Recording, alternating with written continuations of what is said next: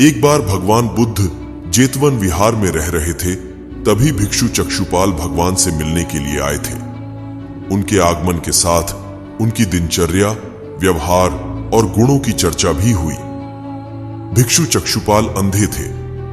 एक दिन विहार के कुछ भिक्षुओं ने कुछ मरे हुए कीड़ों को चक्षुपाल की कुटी के बाहर पाया और उन्होंने चक्षुपाल की निंदा करनी शुरू कर दी कि उन्होंने इन जीवित प्राणियों की हत्या की।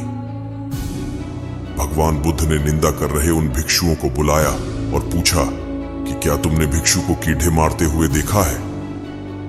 उन्होंने उत्तर दिया, नहीं।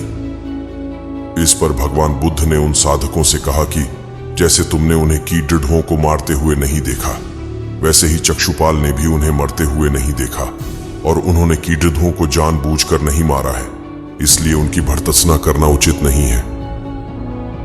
भिक्षुओं ने इसके बाद पूछा कि चक्षुपाल अंधे क्यों हैं?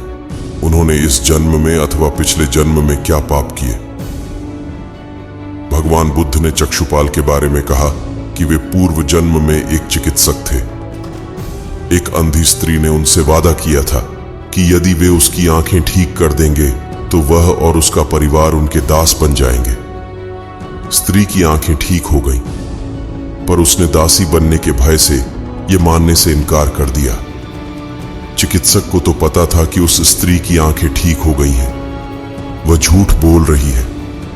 उसे सबक सिखाने के लिए या बदला लेने के लिए चक्षुपाल ने दूसरी दवा दी। उस दवा से महिला फिर अंधी हो गई। वह कितना ही रोई पीटी, लेकिन चक्षुपाल जरा भी नहीं पसीजा।